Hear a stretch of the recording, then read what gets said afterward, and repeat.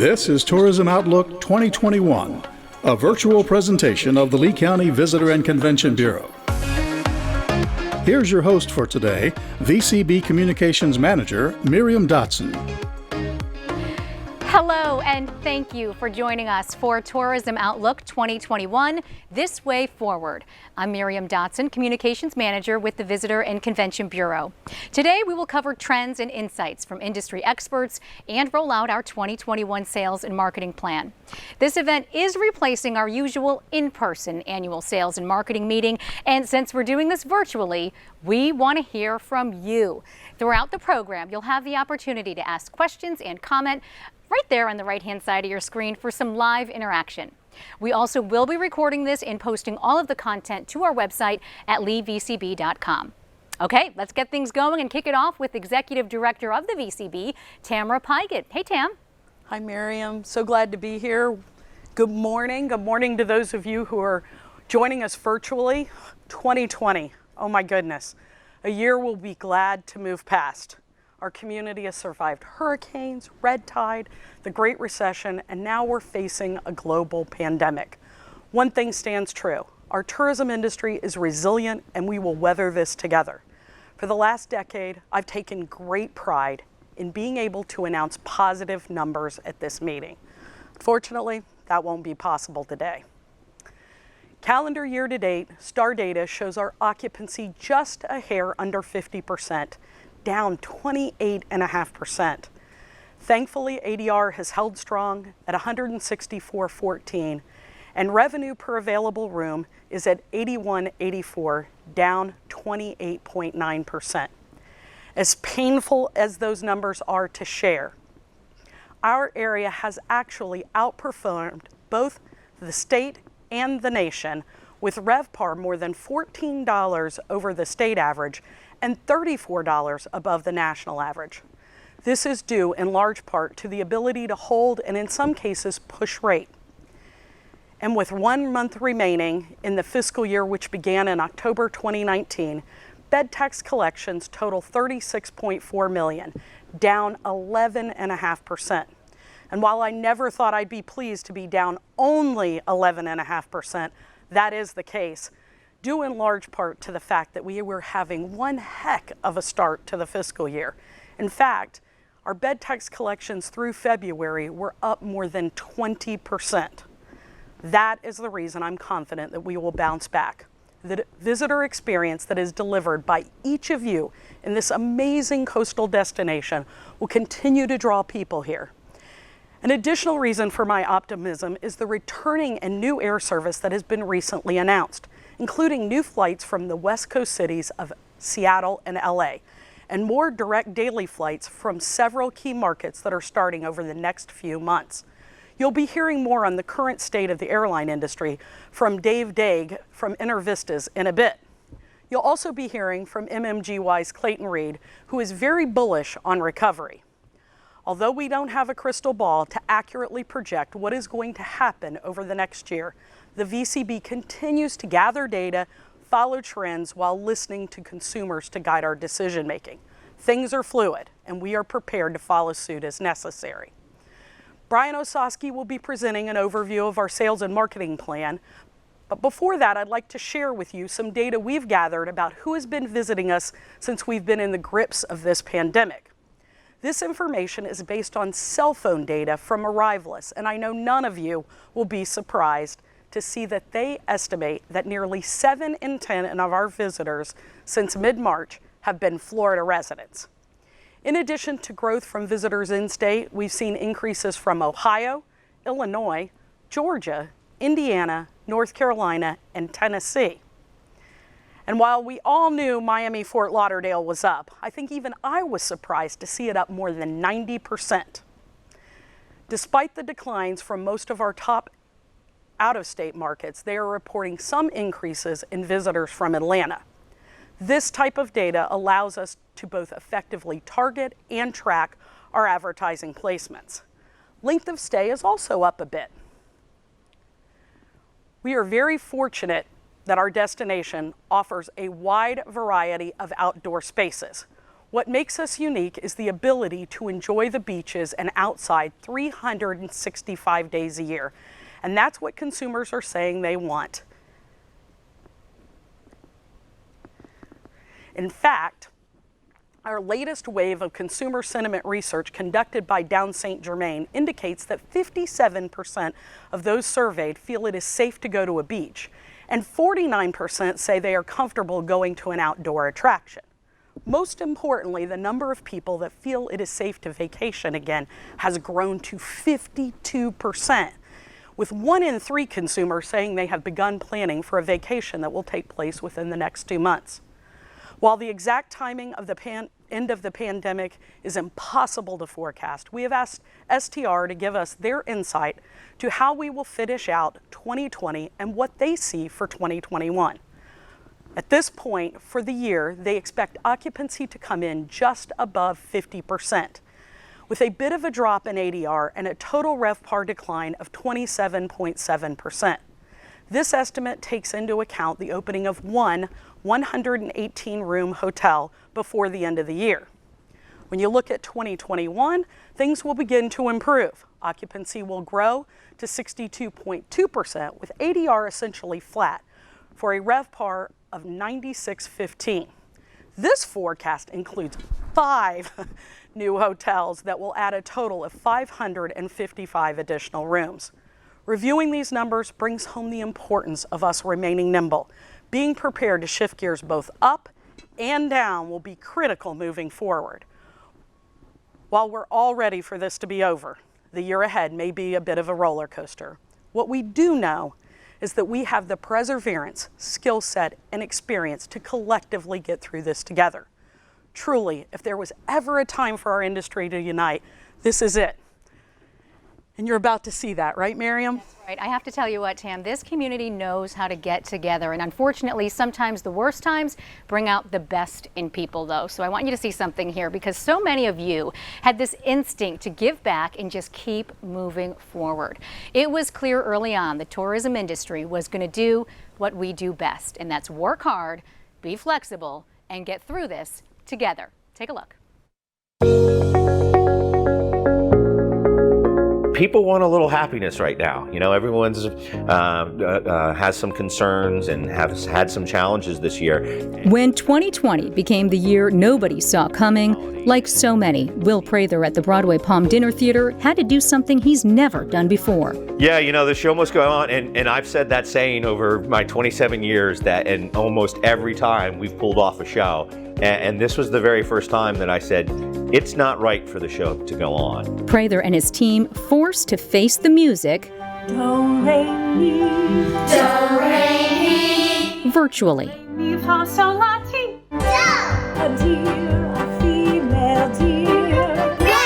That meant holding off on in-person performances and switching to live virtual cabarets on Saturday nights.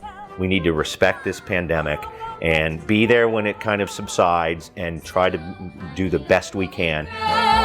The next thing we wanted to address is, are there any community needs that we can help out with? And one of the things initially, as you know, there was a great deal of challenges for hunger. So they partnered with Community Cooperative, distributing meals and making food for organizations like Meals on Wheels. While they are used to taking center stage, all eyes are on them as one of the few professional theaters opened in the country. When drive-by birthday celebrations became the norm, the IMAG took it up a notch, offering free virtual birthday parties, reaching as far as Turkey. You know, I think we realized that, the need was out there. With innovation and imagination ingrained in its mission, the IMAG also worked with the Lee County School District, developing a virtual summer camp. We sent home kits with activities for them to be able to have all the materials that they would have had at a camp here. And reaching families while using the facility as a drop-off food donation and distribution location, at one point seeing up to 400 cars a day. Since then, the IMAG has reimagined each exhibit, providing a safe environment while staying on task. We've got a really neat exhibit about the COVID virus and how it spreads. And so, moving forward, hopefully we're part of that education program, but also getting people back to the normalcy.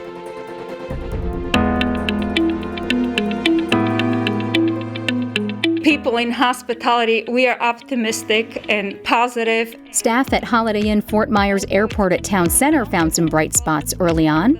Since there wasn't much we can do to stimulate business at that time, we focused on what can we do to help ours and help the community. So they set up a drive-through farmers market and meal pickup for employees and their families. It was a great event for both sides, for us that were here and missing our colleagues and friends, and for them to come back and know that we haven't forgotten them.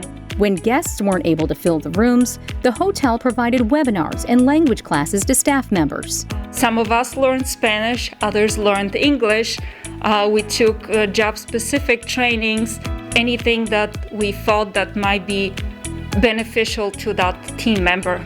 And when graduations were canceled, we decided to do something to recognize them. Partnering with a professor from FGCU, a full ceremony was in order for any graduating employees, including employees' children. We set up the ballroom with a stage and presented them a certificate of appreciation. This is a tradition for us to celebrate, to get together, to share a meal, to share stories, and have the feeling of a family. Meanwhile, DeRomo's restaurant in Bonita Springs kept up with free Sunday dinners for its laid-off workers. The Island Cow on Sanibel making masks for healthcare workers and the public. When hand sanitizer was scarce, distilleries like List and Wicked Dolphin made it their business, literally. We just ran the rum at a higher proof, and we turned it into hand sanitizer. It was a beautiful smelling hand sanitizer, and we had so much feedback from the hospital, the nurses, the doctors, anybody who worked there that was like, wow. We had a lot of people come in after that trying our rum.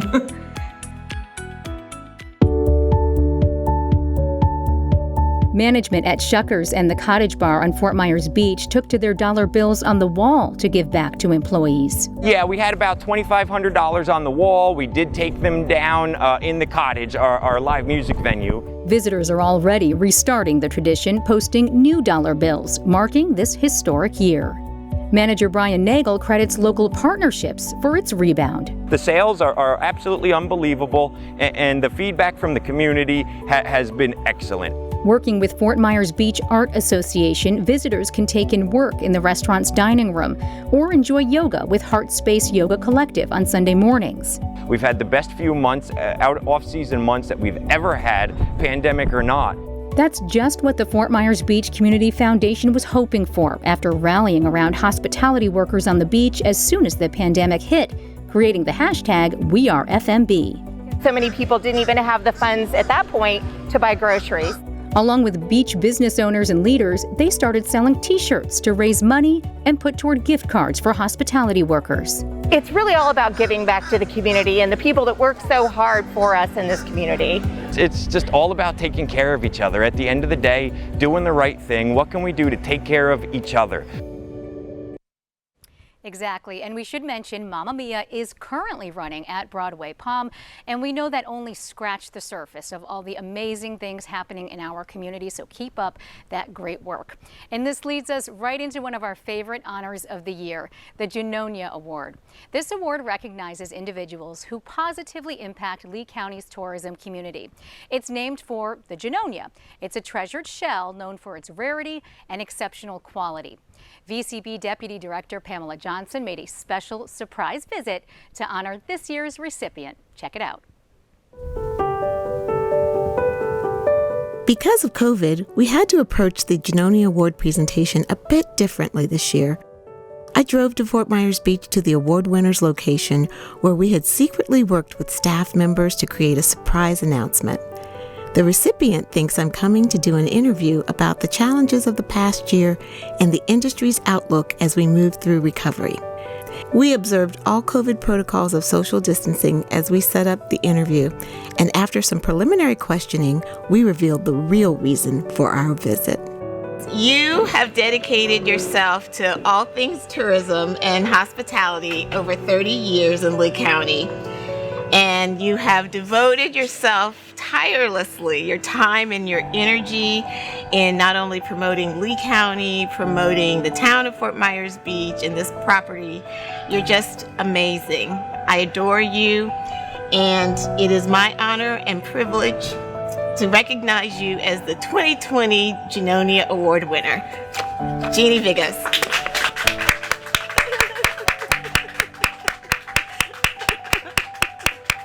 We'll hear more from the 2020 Junonia Award recipient, Jeannie Pigott, in just a moment. But first, let's take a look at why she's such a treasure for Lee County's hospitality industry. Jeannie and her husband Joe moved to Lee County 32 years ago, and she started work as an accountant at the Outrigger Beach Resort on Fort Myers Beach. From there, she moved into sales and quickly found her niche, encouraging people from all over the world to visit Fort Myers Beach. She soon took on additional duties managing Charlie's Boathouse Grill and Wine Bar and the Deckside Cafe, better known as the Tiki Bar. Jeannie and her team regularly host travel writers, tour operators, and international travel trade. She keeps visitors returning every year because of her dedication to superior customer service and making everyone feel like family. One great example of this comes from a family in Germany that usually vacations at the Outrigger every year, but couldn't make it this year due to COVID-19. So instead of missing their favorite vacation, they created a mini Outrigger in their backyard in Germany and told Wink News that they tried to recreate every detail, right down to the sand, beachfront, and even the beer they usually enjoy at the real Outrigger. In 2018, Jeannie helped make National Seashell Day the beach event of the year. She and the Outrigger Beach Resort hosted the VCB and the public as nearly 1,100 people broke the Guinness World Record for the largest human image of a seashell. She also helped champion the VCB's Guest First customer service training program. The Outrigger was one of the first properties to receive the Certified Guest Service Partner designation because all of the frontline staff earned individual certifications as guest service professionals. And staff members at her resort have been nominated numerous times for the Elaine McLaughlin Outstanding Hospitality Service Awards, also known as the E Awards. In fact, Jeannie herself was nominated as Best Tourism Boss in 2019. Friends and coworkers alike praise her for the way she shares all accolades with her staff and acts as a mentor to them. I love Miss Jeannie. We've built a very great rapport and a great relationship, and she treats the resort like a family and makes everybody feel like we're all a big family. I'm probably one of the newer team members to the Outrigger. However, since day one, she's totally welcomed me with open arms. There couldn't be a better person to receive that award. She's one of the most kind, empathetic, caring people that I've ever had the pleasure to work with. She's the best boss I ever have. She's a wonderful person. She's beautiful. I am so blessed. For 32 years, I have worked for 4 gentlemen who has taken very good care of me. The owners have always been very good to all of us. Our employees are amazing angels. They are willing to do whatever needs to be done. I am so very blessed, and thank you. You guys have been partners from the first week. When I came into the sales and marketing team, the first thing I did was go to the Visitor and Convention Bureau. And I have to tell you, they have been partners for the Outrigger Beach Resort and for myself. I have learned from you. I have partnered with you. I have sold with you. I have worked with you. And I couldn't have asked for a better team on your side as well. So thank you to everyone. This truly means everything. Thank you.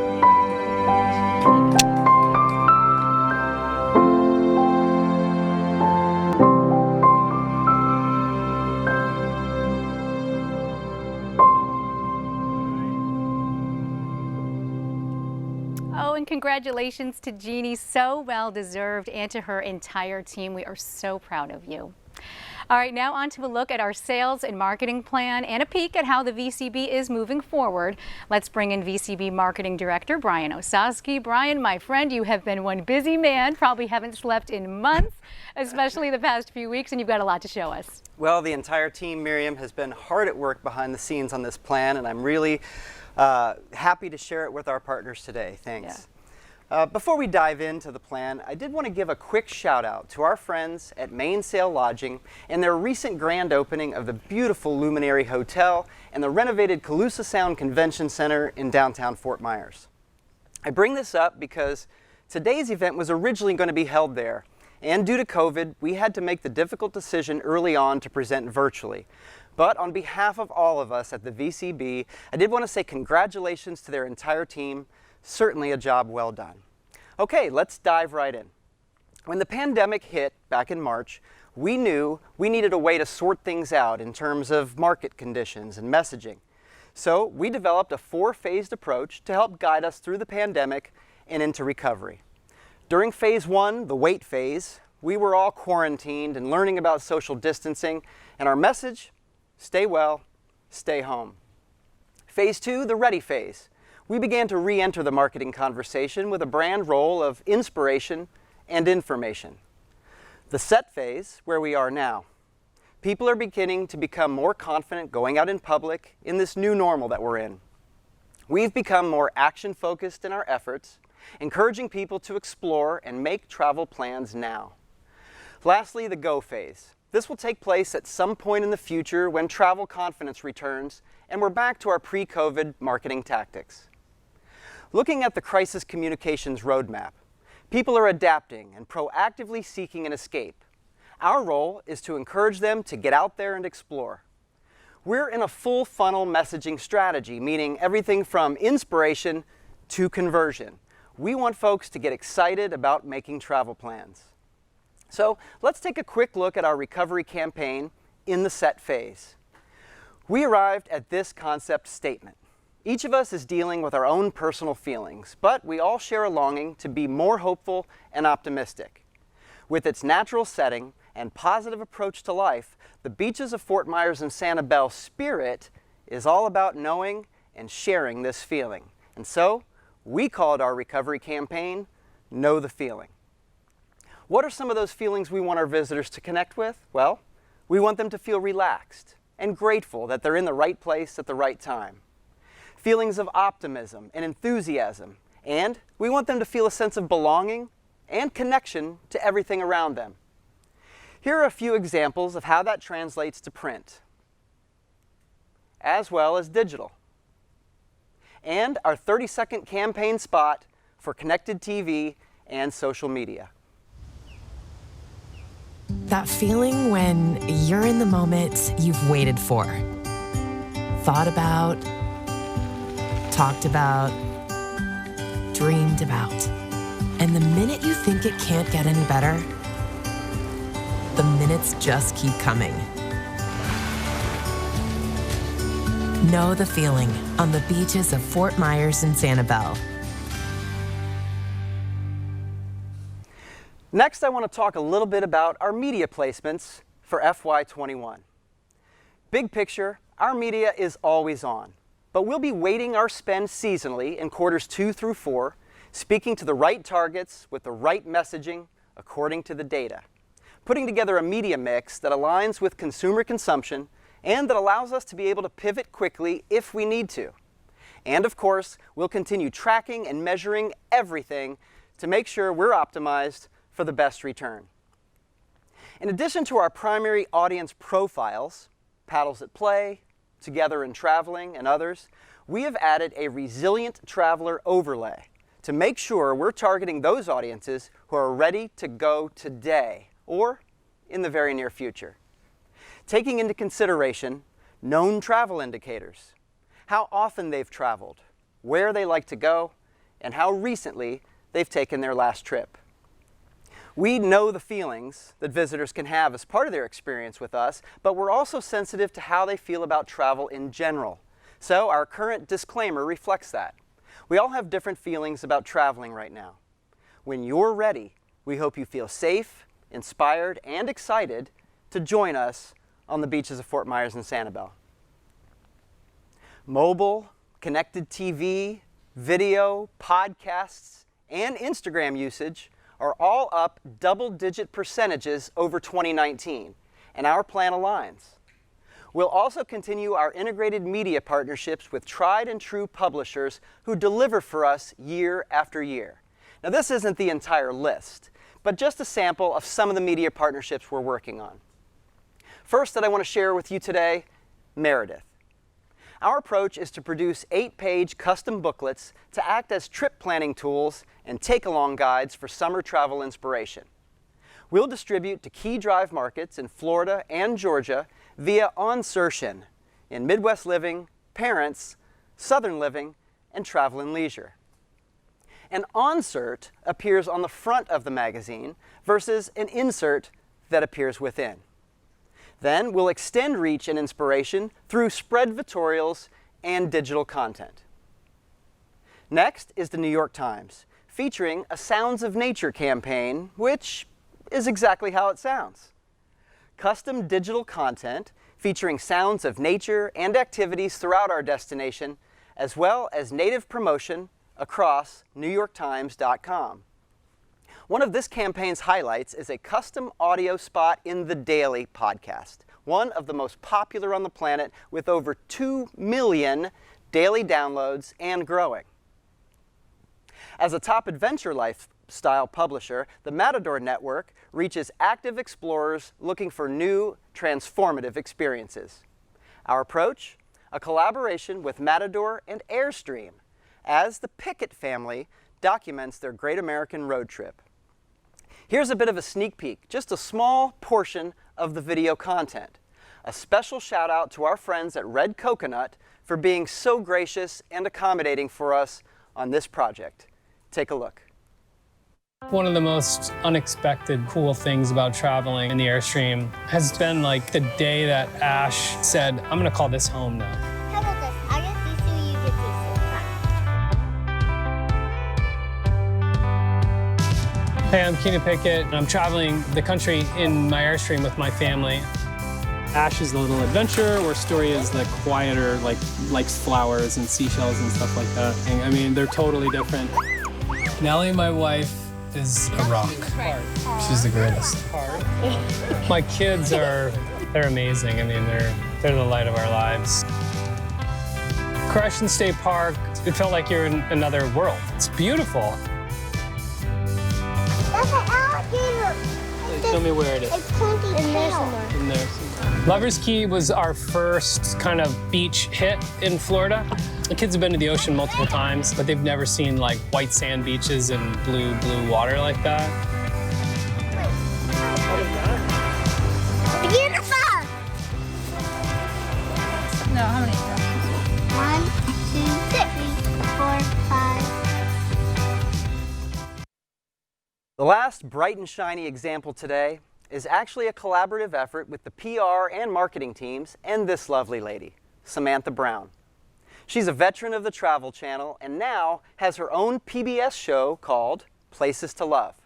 We're excited to be working with her and her team, and she is excited as well, so much so that she wanted to speak to all of us directly today. Hello friends on the beaches of Fort Myers and Sanibel. I'm Samantha Brown, and I just wanted to take a moment to tell you how excited I am to come down and shoot a brand new episode of my PBS travel series, Places to Love. I cannot wait to experience the white sand beaches, the islands, the seashells, the seafood. I haven't seen that or eaten that in like 6 months. And of course, I've traveled just about my entire career. I've spent a lot of time in coastal communities, but there's something really special happening in Southwest Florida, and I just can't wait to share that with my viewers, who will no doubt make this a place to love and a place to visit. Keep up the good work. Wow, she seems super genuine and so nice. This is going to be an exciting collaboration. Can't wait. Okay, let's keep talking PR for a moment. Francesca Donlin and her team plan to leverage emerging travel trends and destination news and utilize the popularity of virtual experiences to engage with media, much like the virtual Brew Trail event they hosted in August that yielded this type of Instagram coverage from Travel + Leisure and Business Insider editors. They'll place a larger focus on our regional drive markets to encourage nearcations, workcations, flexcations, and schoolcations, and work hard to generate stories that promote diversity and support minority-owned businesses. And you heard me talk earlier about the popularity of podcasts. Well, we have our own official destination podcast produced by Jackie Parker and the PR team called Shellcast. Shellcast gives listeners the chance to escape, relax, soak up some virtual sun, and tune in to what makes our area feel so special. It's really strong in Florida, as you can imagine, but also in domestic feeder markets like Minnesota and California. And it's also being heard around the world in countries like Germany, Spain, the UK, Norway, Greece, New Zealand. Really, really good stuff. For Jill Vance and the VCB sales team, face-to-face activities look very, very different than they did just a few months ago, and they continue to change.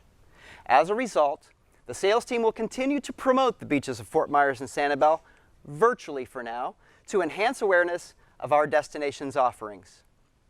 One of the top sales trends is that health and safety will remain top priorities for groups and meeting planners. It's expected that hotels, restaurants, attractions, and airlines put these first. This includes visible cleaning protocols, mask use, hand sanitizing stations, proper ventilation, temperature checks, and more. Much like the PR team is engaging virtually with journalists, our sales team is increasing presentations in live webinars and podcasts with top media vendors to generate RFPs and to continue to drive business on behalf of our partners. Additionally, the marketing and sales teams are working hard to optimize leisure, travel trade, and group planners' website experience with the addition of Threshold 360 virtual tours, an added value benefit we are proud to provide for our partners at no cost. This is a map showing all the points of interest that have been completed so far. And the process will continue this year until nearly 500 locations throughout Lee County have been captured. These 360 virtual tours, like the one seen here from the Hyatt Coconut Point in Bonita Springs, not only will be featured on our consumer website, but will help our partners' search rankings on Google as well. For Stephanie Zinka and our international teams, how we move forward in the current environment comes with a lot of uncertainty. Most borders are closed, but we remain committed. When conditions allow, we'll reintroduce Lee County as a safe tourism destination through direct-to-consumer efforts, as well as tour operators, travel agents, and the media. Over at RSW, Judy Durant and the Visitor Services team will continue to support partners via the visitor information booths by providing relevant information on lodging, events, and activities to help our travelers feel welcome and to help make their vacations feel more memorable. One of the new fun things they'll be introducing are Happy Packets for those who stop by to chat. Included in those packets will be event information, deals and discounts, a visitor's guide, an area map, and transportation and accessibility resources. For Guests First, we are not offering classes right now, but we certainly do understand the importance of customer service. Nicole King-Smith and her team will continue working with partners on training for frontline staff just as soon as it's safe to do so. And COVID customer service expectations will be integrated into the program. Now let's quickly shift gears to co-op advertising. We have a brand new co-op advertising portal that we're rolling out with new programs next Thursday, November 5th, with an on-sale date of November 19th. The portal has a fresh new look. It's packed with features to make the partner experience more intuitive and more efficient. The detail page for each program provides an overview and visual sample of what the placements will look like.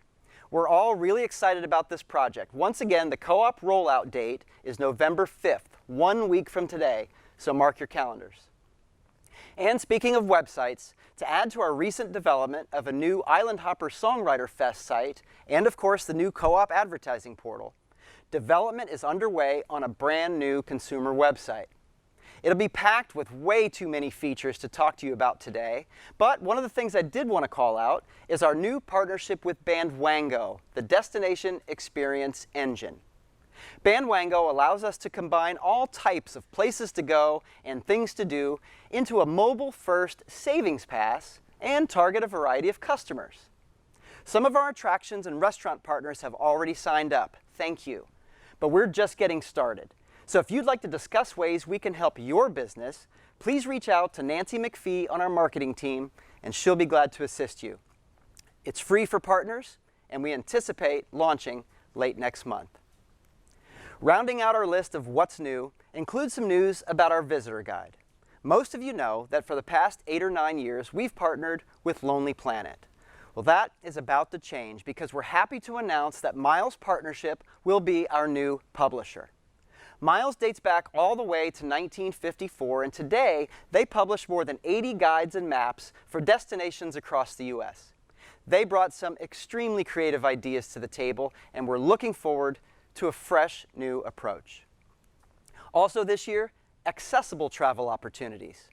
We recently learned from our new friend John Morris at Wheelchair Travel that more than 1% of the world's population uses a wheelchair, and that nearly 20% have a disability that limits one or more activities of daily living. So we're going to work to further educate our partners and begin telling our accessibility story in new and different ways. Finally, we've been talking with our friends at Alaska Air about cooperative marketing around the new direct routes to and from Seattle and Los Angeles through RSW beginning this November 20th, roughly 3 weeks from now. We're actually seeing many airline partners beginning to focus more on leisure, sun, and sand destinations, which is obviously good for us. So we believe there are some good opportunities there. The airlines are such an important part of the tourism industry here in Southwest Florida. We're going to spend a bit more time talking about them with an expert here in just a little bit. Miriam? Thank you. So much good information there, and you had me at schoolcation. All vacations. All vacations, and we're going to make that happen, so good stuff. We are. Thank you, Brian. I know you've been working hard, and so is our team there. Okay, well, we'll move on right now to sports. Sports have always played an integral part in Lee County, of course, and it also has a way of uniting and bringing excitement into the travel industry. Jeff Milkey is the Executive Director with Lee County Sports Development. He's here now to give us an update. So, Jeff, how are things going in sports development? Thanks, Miriam. Everything, as with everything else with COVID-19 has certainly been a challenge. Before I really go into my presentation, I do want to say thank you to all those watching, everyone in our community who had such a part in helping us to recover in the middle of the summer when you were patient with us, when things were down. But as soon as we were able to put leagues and tournaments back onto our fields, our community embraced that, and the collaboration was fantastic. Certainly want to give a shout out to our Lee County Parks and Recreation partners who were able to get the facilities up and all staffed again in very short notice so that economic impact from sports could get started again. So as I said, COVID-19 was tough on our entire world. And sports tourism did not escape from those negative impacts. Although we've lost over 40 events this year due to COVID-19 related issues, we still had a pretty strong summer. We were able to bring in some amateur baseball tournaments, quite a few amateur baseball tournaments, in fact. We were able to have a couple of really strong girls fast pitch tournaments. And we hosted a state women's bowling tournament that turned out to be very impactful for us as well. Rolling into the fall, I got to tell you, Perfect Game really helped to anchor a very strong month of October, hosting not only our already scheduled events with them, but they relocated a couple events from other communities to us. And one of our signature events is the Roy Hobbs World Series going on right now. It will continue to go on over the next few weeks. And their number of teams that registered to play was still very strong in all things relative to what's going on with COVID. So a lot of folks are asking, what does next year look like? And I wish I had a crystal ball and we could see what's going to happen this fall and this winter when it comes to our world. But safe to say I feel really confident that we're going to have a good sports tourism season next year. It's probably not going to be 2019 impacts, but we think it's going to be really strong. We have every one, if not a few additional of our amateur baseball tournaments lined back up again. We have girls fast pitch softball scheduled to come in, and we've actually added a new partnership that we're excited about that will boost those numbers. We do have another state bowling championship that will roll in 2021. And we're really excited to talk about USA BMX awarding Lee County and the city of Cape Coral a national championship for the first time ever. So in January, the Cape Coral BMX Club will host the Gator Nationals, which is just a marquee event in the USA BMX inventory of events. We were able to reschedule a collegiate roller hockey event that we lost last April to April of 2021. So again, that's great news that we didn't lose that totally. And then although we lost a really important basketball partnership to a new facility in Polk County, we've been able to replace that business with another basketball organization that we think is going to be really strong and really have a very positive impact on our community in this coming year. And Miriam, speaking of basketball, everyone continues to ask what is going to happen with our Thanksgiving collegiate basketball tournaments. And I'm really excited to say that as of today, I feel that both of our college basketball tournaments are going to take place. The Gulf Coast Showcase down at Hertz Arena is still scheduled to have a men's and women's field. All right. The women's field is going to be anchored by FGCU, Wake Forest, and Maryland. And as for the Fort Myers tip-off, we expect any day now, maybe any hour, them to announce a very special announcement. If social media rumors or anything, we're going to have a really exciting Thanksgiving when it comes to college basketball. And it's just around the corner. And while you can't believe everything you read on the internet, this is one thing we're kind of hoping will be true. Yes, so, absolutely. All right, we're waiting on bated breath. We're going to hold you to that, Jeff, because we're excited. It's difficult mixing COVID and sports, but we can make it happen, and we know we're moving forward with a lot to look forward to. We've had a great community. Everybody has stood up and collaborated and helped make it work this year. Yeah, kind of almost an experiment, but we're going to do it in a good way. Yes. So, all right, Jeff, thank you so much. Exciting stuff ahead. Thanks, so, all right, we're hanging on to that right there. Okay, also air travel is also top of mind as we move forward, of course. Where does our area stand in this recovery process, and what does it look like as we welcome travelers these days? Well, David Dague is the Executive Vice President for InterVISTAS. He's worked in the aviation consulting industry for more than 3 decades, and he joins us now live virtually with a look at passenger trends here at RSW. So we want to welcome in David. Thank you so much for joining us. Thank you, Miriam. It's my pleasure to be here. As you said, from my home in the suburbs of Boston, where it's rainy and chilly and maybe snowing. So Fort Myers in my future certainly sounds like a great idea. Want to talk about passenger activity at RSW. It is a very, very good story to tell. And if we like to just start off though with some of the hang on a second. Just one thing, I want to start off with a little bit of some of the bad news in that the industry is on pace to lose about $40 billion this year, which as you look back to 2001, it's about 4 times higher. So we certainly need to be concerned about our airlines. If we don't have airlines, we don't have passengers, but this industry is resilient and we do predict that this will recover, but there may be some airline hardship as we move forward. When we look at the nationwide passenger numbers, you're going to see, I'm going to be using the phrase TSA throughput for a lot of these slides. That are the people going through security. So if we look nationwide, this visually gives a great idea, a very good display of how far we fell when the pandemic started to roar through.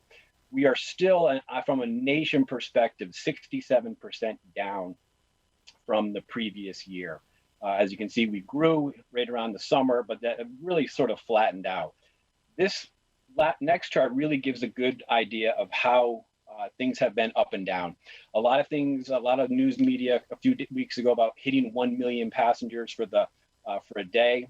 And so we certainly have moved up, but as you can see, we're up and down, and we're back down again from last week. This week looks like we'll be down even a little more, back down to that probably 5.8 million for the year. So certainly a lot of work ahead to get the industry back to where it was. When we think about air service recovery, there's a lot of different factors. When we think about the impacts from 9/11, that was really a security issue in a lot of ways when the traffic came back. But there are so many pieces to this COVID-19 that are impacting travel, whether it's business, leisure, conferences. Here we are in a video conference. The airport being safe, the airline industry, passenger bookings. All of these things make things very, very difficult for everybody in this industry to predict when we'll recover. But what we do know, there is no playbook, but there are some things that we do know today. Domestic and leisure passengers are leading the recovery. The international passengers, which certainly Fort Myers has its share, that is going to be much longer as restrictions by country, as we're seeing those ramp up today, certainly going to be a longer piece. Business travel, very slow to recover, and I would say somewhat unknown. We're not sure how many people are going to be working from home in the future, but it will come back. Bookings are close in. People are making the decisions few weeks in advance, whereas before, typically leisure, it's a month. Airlines and airports have done a fantastic job of making travel safe. And so I think we certainly need to applaud all of the airports and folks out there that have done worked very, very hard in this. And then competition for leisure passengers are going to be unprecedented. As we said, it is leading this recovery. So a few quotes that have come out of the industry to talk about leisure passengers.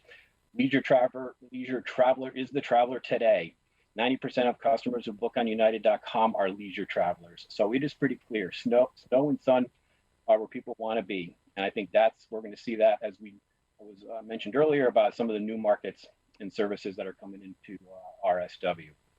So what is happening at RSW? And here are some similar charts to the nationwide. As you can see, the pandemic hit right during the peak season at RSW, and has recovered on that the summer trend to be only 31% down. Remember, the industry is 67, so almost double the recovery as the industry. And as you can see from the green line, which is 2019, we will be traditionally ramping up for the Thanksgiving and Christmas period, and we'll certainly be have our eyes on that as we move closer to those dates. So if we look at the weekly numbers since the bottom of the industry, you can see the green line is the percent change from the prior week. It is up and down, up and down. But the one good thing is we look at the last 2 weeks, we're at our peak for this period. Hopefully those numbers will continue to rise as we move. And from what the airlines are talking about bookings, even though case loads, the COVID cases are increasing across the country, certainly here in the Northeast, which is one of your biggest areas for domestic travel, the airlines are saying that the bookings have remained. And so I think that is a good sign. Let's hope that certainly does remain. So when we think about passenger recovery, in this industry, we keep talking about how far we're down. So I'm going to move to recovery, which is in essence the same thing, but at least it's positive. And so when we look at what is recovered by region, Mountain and the Florida regions lead the industry. 47% of last year's passengers have been recovered versus 37% nationwide, 51% for Mountain. But there you go. And you look at the Northeast, once again, one of your largest markets, it is the slowest to recover. We were hit pretty hard early on during the peak season. And like I said, there was a lot of cases ramping back up. So something we have to be mindful of. But also, I think what this also does is it allows people that may be not so familiar with RSW, whether it's the Great Lakes or the Central region, to be using and coming in to replace some of that Northeast traffic that is slow to recover. So one thing that I think we should be cheering about is we look at the top 50 U.S. airports in the country. This is for the last week. Fort Myers actually has the highest recovery rate, 69%. I mean, that's first by quite a few, by 13 percentage points over San Juan. And I think that is certainly a great story. This is for the prior week, but it's been like that typically through the entire summer. And so, like I said, a lot of people, I think it should be applauded for this at the airport and within the community to certainly have that bestowed upon the airport in the region. So we talked about service. This November, 7 new markets are coming in. And as was mentioned earlier, Los Angeles and Seattle, the first West Coast nonstops, which I think will be a huge success. Alaska Airline is a great airline, a great partner, a great service. We know from talking to the airline, advanced bookings are good and strong. And I think that brings in a whole side of the country that we've been trying to get air service for. And I think we're certainly looking forward to it. But there's four other markets as well: Rochester, Madison, Orlando on Southwest, Louisville. Also, new services to Raleigh-Durham will be coming in the next couple of weeks. Thanksgiving was mentioned about sports tournaments. Thanksgiving this year at RSW is going to look very similar to what it did last year. It'll be down 12%. This is for the Wednesday through Monday period, which actually is number 2 in the country again. Only Salt Lake has a positive growth for Thanksgiving. Always a big time of the year, and I think this year will certainly be the same. And then further out, we look into March, JetBlue and United are expanding service as well. United is the interesting one, where 6 new markets that are non-hub related are coming into the airport. Interesting to note, the Boston market, which is where I'm located, will in fact in March have 5 carriers operating nonstop service.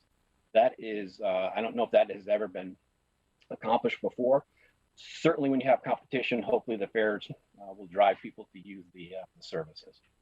So thinking of recovery, we look back years over some of the past events. 1 year recovery after 9/11, the Great Recession, a little bit longer recovery, but the numbers are fairly close. But in each of those instances, Fort Myers actually performed better than the US in terms of recovery. What we believe is when we look at how the market has succeeded and performed as of late, that we believe recovery by the end of 2022, 23, for the most part, that's 100% recovery. If we are 90% recovery, I feel that that's a win. And so it's very, very difficult to forecast, as we all know, trying to predict how the virus and vaccines come about. But certainly Fort Myers is certainly well above the industry average when it comes to recovery. When we look at national recovery, we're thinking at the end of 23, parts of 24. And so certainly it'll be I think something that we have to continue to watch. And when my former boss used to say, when you release a forecast, it's usually out of date the day after. So these are things that we continue to monitor and update. But the good news is, and I'll end it with here, is when we've had shocks to our industry over time, we've always recovered. And I certainly believe, from what I've listened to for the beginning of the virtual event, that this market will recover as well and thrive. So with that, Miriam, I send it back to you. Right, David, and we don't want to rub it in even for our virtual listeners here, but it is a nice 84 degrees today here in Fort Myers. We do have a question for you, though, that's come through. It's this: any ideas on what we can do as a group to help accelerate the passenger recovery in Lee County? Yeah, that's a very good question. As I had mentioned earlier, it's leisure passenger demand is going to be very, very competitive. And I say that there are going to be markets that you don't think are competitors who will be all of a sudden because it is leading the industry. One of the things that we have certainly have found out from the airlines that this is all new territory for them as well. And so any information that the group that is listening to this can share to the airport, that they can then share to the airlines, I think will certainly be will help accelerate that, because the airlines don't necessarily know either. They have algorithms and history of service and passengers that go back years and years, but this is such a new territory that they're all learning on the fly. And I think the more information that we can provide, and whether it was some of the arrivalist data to portray that these are the folks that are coming in and there are new passengers coming in, that will accelerate the recovery. I think it's a world-class destination, as we know, and I think the more we can get that out, especially to the West Coast folks who are used to going to Hawaii and Mexico, that they now have access to a great area within Florida. But I think that will certainly help a great deal. Okay, noted. Another question coming through here. Early in your presentation, you mentioned competition for leisure passengers will be unprecedented. Can you please expand on that? Yeah, I think I may have just sort of pointed that out in some ways. When we look at some of the services that are being added this winter, a lot of ski traffic. And so ski and snow, as the airlines say, is what's selling. And I think as more and more of that information is out, cities that may not necessarily have a beach, but are trying to bring in visitors to their airport are going to ramp up their marketing efforts and monies and those type of things to lure the passengers into their airport. We don't know when business passengers are going to recover. So whether it's a market like Nashville, Austin, some of these other cities that have strong visitor, they are going to be ramping up their promotion and their airline recruitment. And so, like I said, there are going to be markets that we didn't think were on our radar that were competitive that all of a sudden will be. All right, David, thank you so much for that. I know sometimes, as we've all said, we wish we had that crystal ball. Some of this is hard to predict, but your expertise is certainly valuable. So thank you so much. We will let you get back to it there indoors. So have a good day. Thank you. You too. All right, thank you. And good to hear from him this morning, and some good notes there for us here for RSW. And as this pandemic changes travel behavior, we turn now to one of the top executives in the business, CEO of MMGY Global, Clayton Reid, with a closer look at the longer-term trends and how it will impact travel to Lee County. Clayton? Thanks, Miriam, very much. I appreciate you can see that I'm actually in my office today, unfortunately. But I want to thank first the VCB for inviting me, to the Commission for allowing me to speak today. It's really a great thrill. I will say that, you know, when I'm invited to come down, and I think you guys know I spend a lot of time in Lee County, I'm usually wanting to speak so that I can come down and spend a few days in the destination, which wasn't possible today, so I'm really sorry for that. Not wearing a mask today as I give my speech, but everyone I'm around will be, so I wanted to assure everyone about that as well. And I actually think, because I'm in dreary Kansas City and couldn't come down to the beautiful landscapes of Lee County, I'm probably going to go ahead and maybe make a wardrobe change here real quick, if that's okay with you. I don't really feel like a tie would be appropriate. And I also think I should sort of maybe enjoy the moment, the fact that I would like to be in Lee County, but I just can't be. So maybe we'll have a little bit of a different discussion today for that reason. You know, I do want to talk really about three things today. One, this 100-year pandemic we're in. Two, what does recovery look like?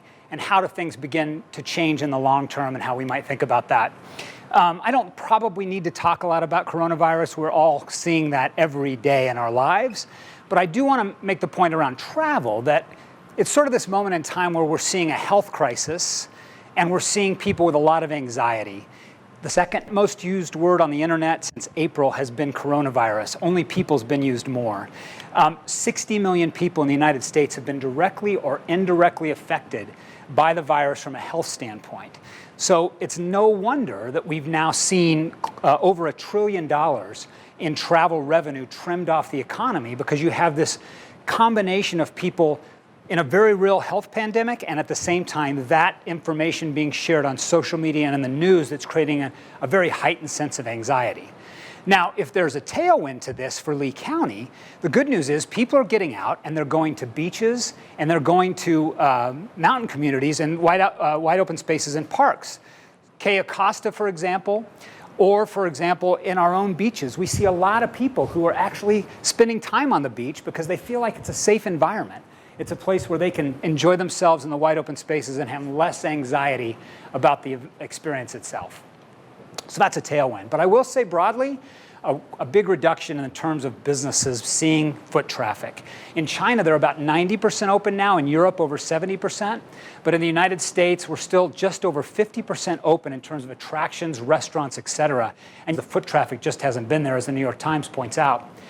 But the good news is the travel industry is a $10 trillion industry. It's the second largest industry on earth. And we know that it will lead out a recovery in this economy, and especially in Lee County, where tourism is our most important resource.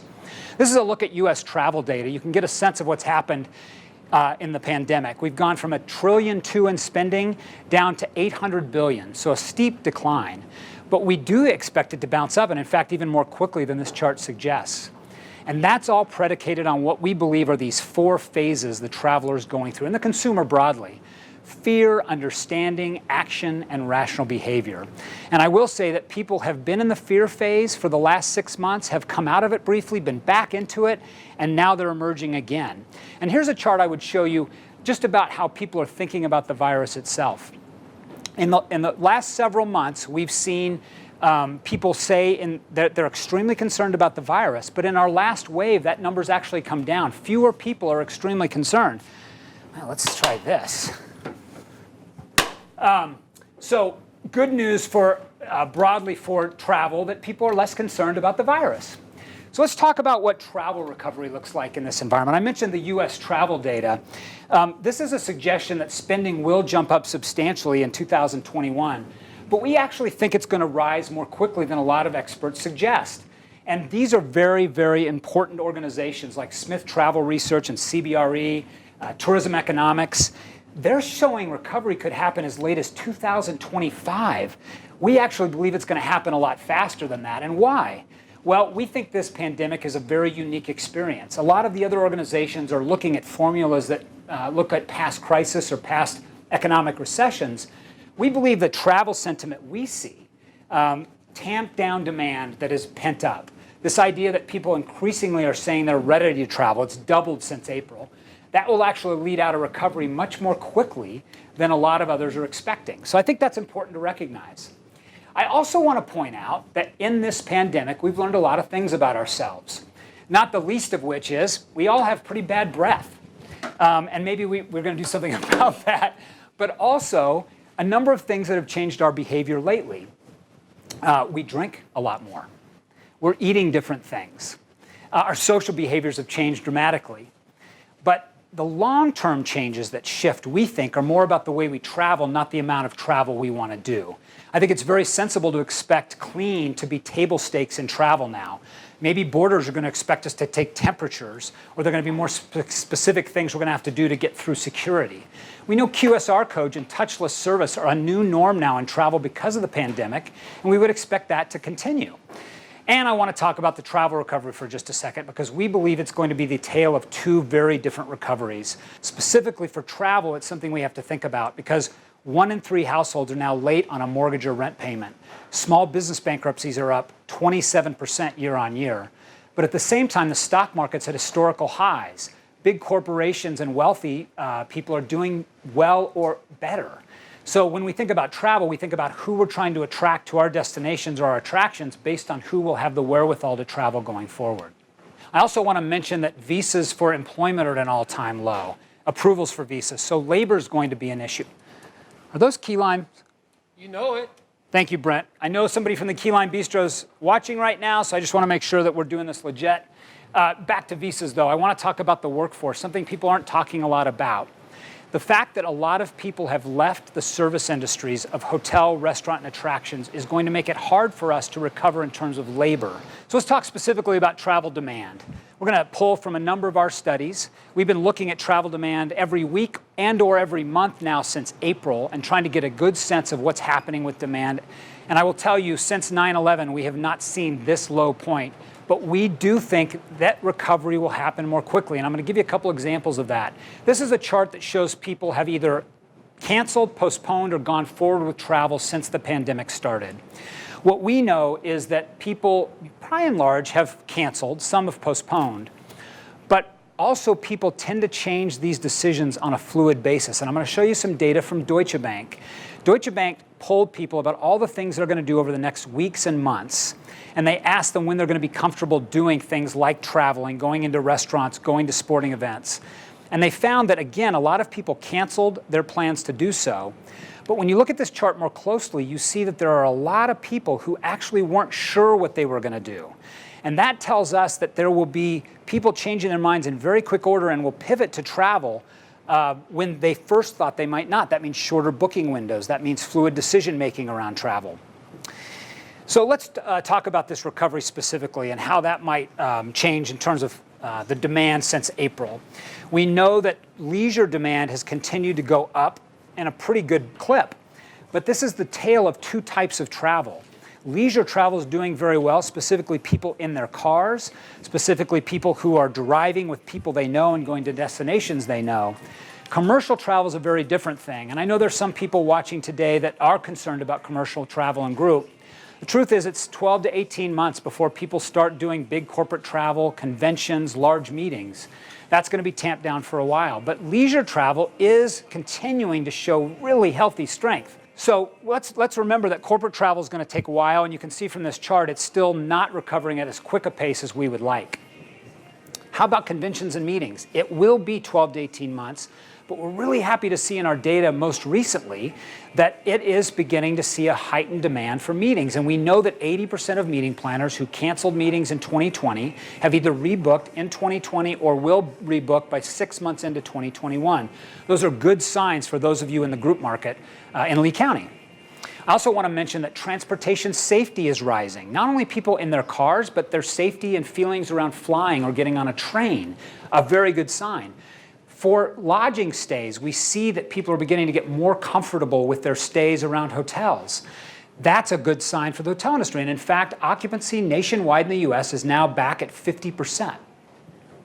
Let's go ahead and get on the elevator, I think.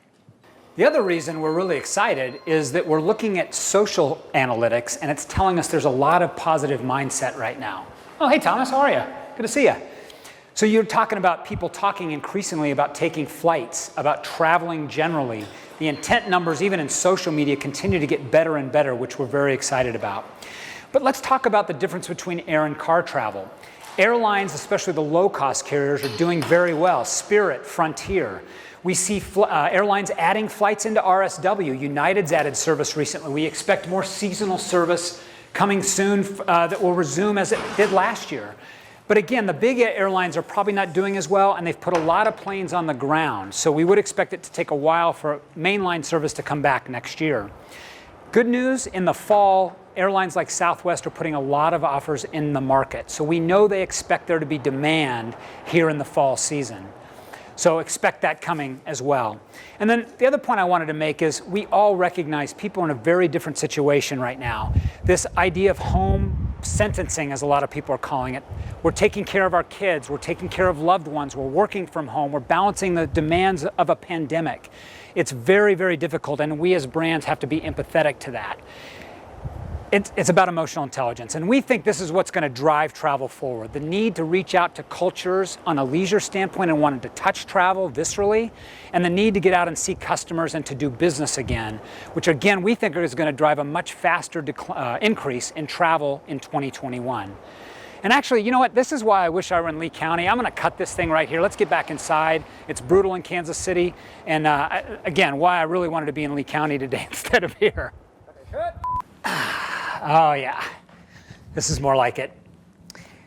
So as I was saying, emotional intelligence is a very important part of the way travel is going to recover going forward. And you saw early on people talking a lot about empathetic messages. In May and June, City of Las Vegas and others started to talk about how important travel is. I think now it's important that people start to provide inducements to get people to travel. It's clear in our research that people want a deal or a value to get going again in the leisure space, and that's something to keep in mind.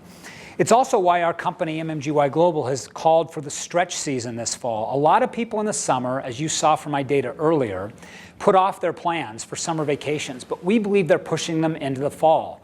And we think short booking windows and last-minute decisions will fuel a very nice growth for travel, mostly by car, but also by plane in October and November, and even into December and maybe early winter as well. And of course, the peak season for Lee County, where we expect to have very, very good demand for our entire region. There is this interesting thing happening in hotel right now, and many of you in the community might understand that extended stay hotels are actually outperforming the rest of the hotel community. And we think a big part of that, the reason for it is this notion of work from vacation. People are taking their families in tow, going to destinations or resorts and working and learning from those locations. And so learn from vacation, work from vacation is a very real thing, and something that you can take advantage of. The City of Las Vegas, MGM Grand Resorts and others, Hilton Hotels is now providing day rates and access to meeting rooms and Wi-Fi for people who want to work from their hotels. So it's a dynamic that you can take advantage of. The other thing I want to talk about is this notion that people do not trust us in marketing. That's been true for a while, but especially today when we have a lot of uncertainty about what's open, what are the protocols for travel. We know that nearly 8 in 10 tell us in our surveys they don't really trust what we tell them online. And this is going to fuel a dramatic change in advertising, what we're calling a renaissance in advertising over the next 12 to 18 months. Some people are calling it the cookie apocalypse because starting in 2021, cookies will no longer be allowed for tracking devices online. So we won't be using that to track behavior of our customers and being able to repurpose offers based on that activity, which means marketing is going to have to change. And we're going to have to come back to this notion that Aristotle pushed, the 3 pillars of persuasion: ethos, pathos, and logos. We're going to have to be credible. We're going to have to make a rational and emotional argument for our customers so that they will engage with us, as opposed to just providing offers based on how we track them online. And this sort of leads to the question of who are going to be the true moderators of travel for all of us going into the next 6 months and even beyond that. And the first thing I would say is you should pay attention to the fact that a lot of people have stopped spending on marketing for some good reasons. But we think the first moderators of recovery and the people who shift share and steal share in the travel industry are going to be those who are aggressive from a marketing standpoint. You can see in this chart that advertisers are pulling back for a while and have been. So those who can get back in the market and have the ability to spend marketing dollars can actually outpace their competitors. We also know that the OTAs are going to be incredibly important, especially for hoteliers here in our community, to engage more with OTAs because they have a very large share of voice and because we know in challenging travel times, customers look to the Bookings and the Expedias of the world for more information. We also know that Airbnb is performing very well as an intermediary. So spend in shared accommodations and across the Airbnb platform have actually increased and are outpacing traditional hotel demand. We don't think that will last forever, but we do think it will continue for some time. And then we ask the question, who are the big influencers long-term? Who are the big guys that could become maybe the Tinder of travel? And we start with this notion that it's probably going to be the big guys, that the days of small disruptors changing the market are probably over because of privacy restrictions, because of the amount of money that has to be invested in technology today. And when you talk about the big guys, I'll start with Microsoft. They tried to buy TikTok unsuccessfully, but what they do have is an app called Zios. It is an artificial intelligence app for your phone, 600 million users in Asia, and it's basically curating decisions for you. You actually become loyal to your personal assistant through your phone versus a brand. And it has a major travel component. We know that this is an opportunity for Microsoft to lean more into travel, and we expect that to happen not only in Asia, but in North America as well. Alibaba. Alibaba has 3 times more e-commerce than Amazon. They have the 2nd largest travel club in the world, Fliggy, and they're now standing up a financial platform called Ant Financial, which will allow them, even in the US, to integrate a lot of what they do into an app. Google. We consider Google the most important influencer in travel. You may know that they just stood up in the last 60 days Google Reserve, which is an integrated trip itinerary planner as well as booking integrator for Google Hotels and Google Flights. It's a game changer, is a big threat for the OTAs, and continues to push this notion, at least in our own studies, that Google is the super app of travel, the most important arbiter. Google produces 2 times more travel reviews and content than Facebook, 10 times more reviews than Yelp. 1 million YouTube videos a day just on travel. So really, really important influencer. Facebook will continue to be a major influencer despite regulatory headwinds and the scrutiny that the platform receives around privacy. You may not know this, but more than 60% of all digital spend is now across Google and Facebook. It's incredibly effective from a marketing standpoint. We expect that to continue. And even when it comes to social and Facebook and Instagram, we know that a lot of people make travel decisions, as you can see from this data point, based on what influencers tell them. Not just friends and family, but people who they follow on social that they may not even be acquainted with. And celebrities continue to influence travel at a high rate. Nearly 1 in 4 admit to changing their travel behaviors around what a celebrity they follow is doing. So that will continue to be a very important influence in travel. And we talked about TikTok already, but producing a ton of video content around travel and increasing. And as Oracle takes on the TikTok platform, we expect that to continue to be more influential in the way travel behaviors are coming to pass. I also want to point out this notion around travel and social. More than 5 in 10 of us are afraid to post travel content on our social channels because we're afraid we're going to be shamed by our friends and family. This notion of travel shaming is very real. The New York Times wrote about it. There are people making trips today, and they're not talking about it on social for fear of some kind of reprisal. And that's, I think, an influence that's going to carry on for a while we're still in the pandemic. And something you should understand is a short-term shift in the way people are sharing content. We have to talk about Amazon when it comes to travel. Last time I presented to the board at the TDC in Lee County, I talked about Amazon coming on as a travel influencer. And I think the only thing you really need to know about Amazon is that Jeff Bezos has the power to do about anything he'd like. Bezos, with his wealth, could buy every team in the NFL, the top 3 European soccer teams, which is up for debate. I think it's Bayern Munich, and I think it's Manchester City. A lot of people, a lot of emotion around that. He could then take his new girlfriend to a movie premiere after buying a large movie company in a Ferrari, because he purchased Ferrari and then have about $12 billion left over for popcorn.